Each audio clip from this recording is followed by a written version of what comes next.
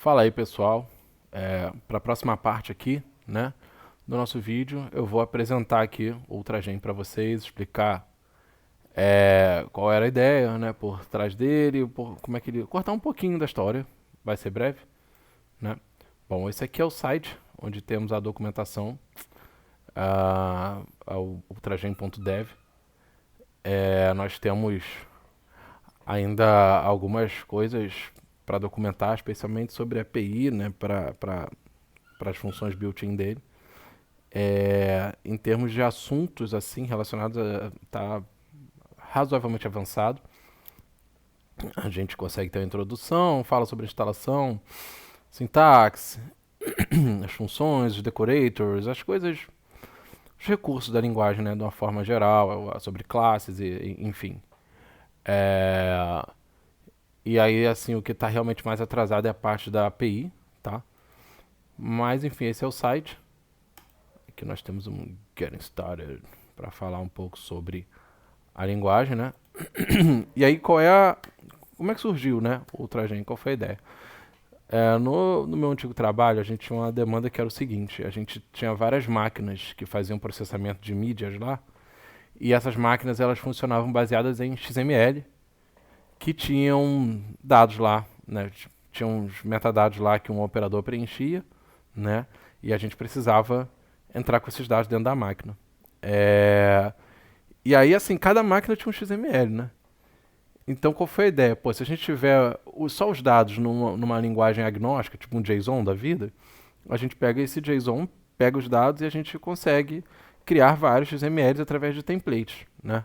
Então foi assim que começou o Ultragen. No início ele era muito mais simples e ele foi pensado para ser uma linguagem, quando eu comecei o projeto, ele foi pensado para ser uma linguagem para pessoas que nem fossem exatamente programadores, assim, mas que tivessem alguma noção de como criar um script, né?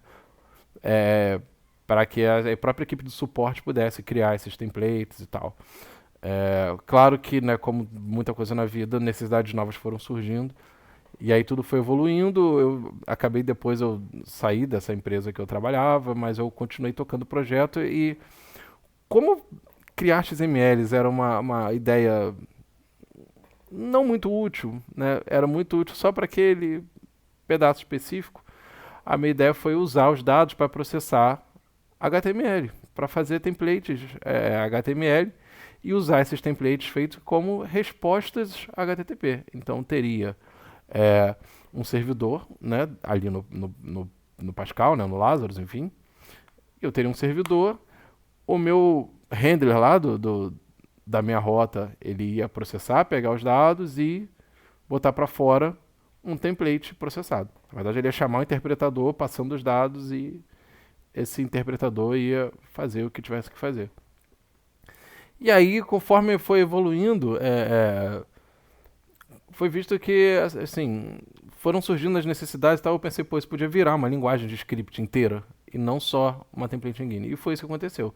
Outra gente que nasceu como uma template engine acabou virando uma linguagem de script. É possível você colocar um site, uma aplicação no ar, standalone, só usando o Ultragen, né? Ela usa um servidor é, por trás dela, já é embutido na própria linguagem, vamos dizer assim, no próprio interpretador da linguagem. É, e aí a ideia foi, ao invés de eu ter só uma template engine, eu posso ter uma linguagem de script que também seja uma template engine, ou seja, é quase que um renascimento do PHP, mas com fortes diferenças aí, muitas diferenças conforme a gente vai ver depois aí. Bom, falando um pouco sobre sintaxe, aqui no próprio Get Started da página a gente tem um cheat sheet bem rapidinho assim mostrando o básico da sintaxe, né? Então nós temos aqui o Hello World, claro, né? Printa no console. E aqui a gente tem o live Hello World, que adiciona para a resposta HTTP, que é uma coisa que eu vou explicar já já.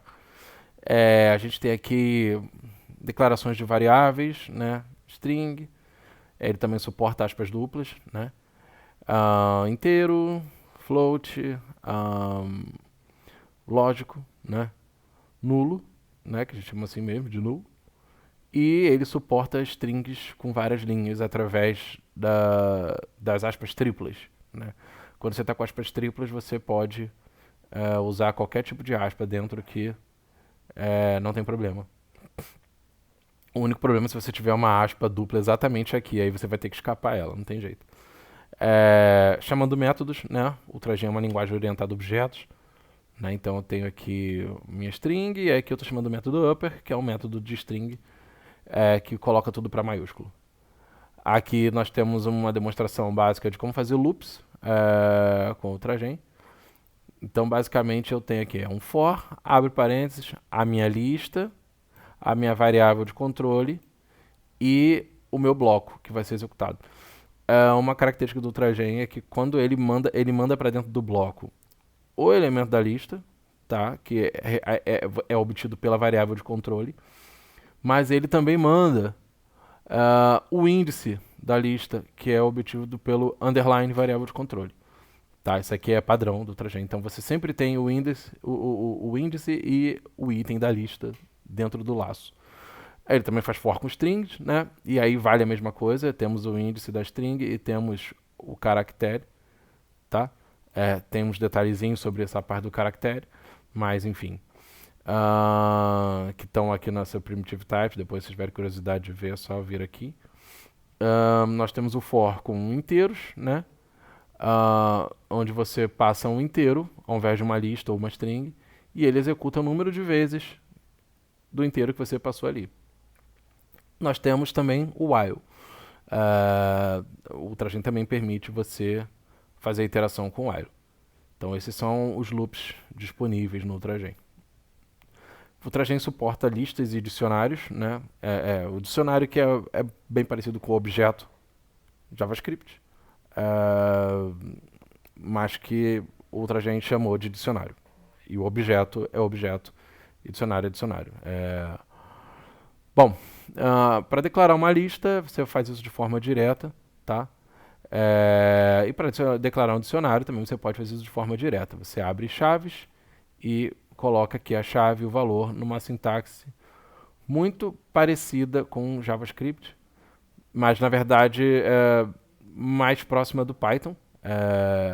E aí nós temos umas coisinhas aí curiosas sobre os dicionários que você pode fazer com o Trajan. O Trajan só aceita 3 tipos de chaves, né, para dicionários. Ele aceita uma string, tá?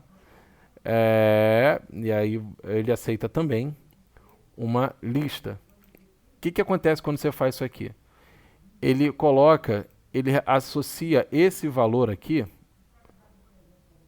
aos todos os itens da lista que você colocou. Então, por exemplo, se a tua lista ela tem um elemento chamado item 1, outro chamado item 2, outro chamado item 3, o addict item 1 vai responder, vai trazer esse valor, ou a list item 2 vai trazer esse valor, a list item 3 também vai trazer esse valor, entendeu? E você também pode, quando você cria o dicionário, você já definir um valor que vai ser retornado quando a chave não existir. Porque, né, em geral, qualquer dicionário, né, se você tentar achar uma chave que não existe, usando aquele acesso direto ali de propriedade, né, ele vai te dar um erro, dizendo que não existe. Enfim, em geral, é assim que as linguagens se comportam. No Trajan, se você quiser já definir um valor para ser retornado, caso a chave não exista, é só você colocar aqui, null. Então, se não existir, vai retornar isso aqui. Aqui uma demonstração de como a gente faz embed com plain text, né, como a gente embute a linguagem no texto plano. Como é que funciona isso aqui? Isso aqui, olha, isso aqui é um script Trajan, tá? Isso aqui não é um script Trajan, isso aqui é texto plano. E aí, se eu quiser embutir código Trajan dentro do meu texto plano, tem 2 coisas que eu posso fazer. A primeira é colocar um arroba no início da linha, e aí essa linha aqui vai ser considerada código Trajan, tá? Então o que eu estou fazendo aqui eu estou dando esse valor para essa variável, e aqui eu estou dando esse valor para essa variável. E eu também posso embutir usando as chaves duplas, né? É um padrão de sintaxe bem conhecido já, né? E aí aqui é um texto plano, quando ele for processado, isso aqui vai ser trocado pelo valor que eu coloquei aqui. E aí isso retorna expressões de uma forma geral. Essa sintaxe é capaz de exibir qualquer coisa que seja resultado de uma expressão, né? Então nós temos aqui, por exemplo, é, ele pega a variável body e aplica o método lower, né, que coloca tudo em lowercase. Então aqui temos a demonstração aqui do que vai ser impresso. Aqui já temos umas coisinhas um pouco mais avançadas, eu vou falar bem rapidinho sobre a possibilidade de passar uma closure como valor, o Trajan permite isso. Então, por exemplo, eu declarei uma variável chamada myfunc, eu passei aqui uma closure, né, uma função anônima, como você quiser chamar, e aqui eu estou executando myfunc, sabe? Da mesma forma aqui eu também declarei uma função que recebe um argumento, e o que ela faz aqui dentro? Ela executa o que vem nesse argumento. Então, eu posso passar uma closure como argumento também. Então, eu passei essa função aqui para dentro de machine e aqui dentro ela foi executada. Não vou entrar em detalhes disso, não vai ser tanto o caso para a gente agora. E o Trajan também apresenta decorators, né? Você pode decorar uma função com a execução de outras coisas. Então aqui, por exemplo, eu declarei um decorator chamado wrapper, né? Que recebe uma função, faz uma coisa e depois executa a função. E aqui eu declarei uma variável chamada rapid, que ela recebe ela recebe a execução desse decorator com a função dentro. Ou seja, ela recebe uma função. E aí depois eu executo esse rapid e aí eu tenho eu tenho uma execução dessa função decorada, né?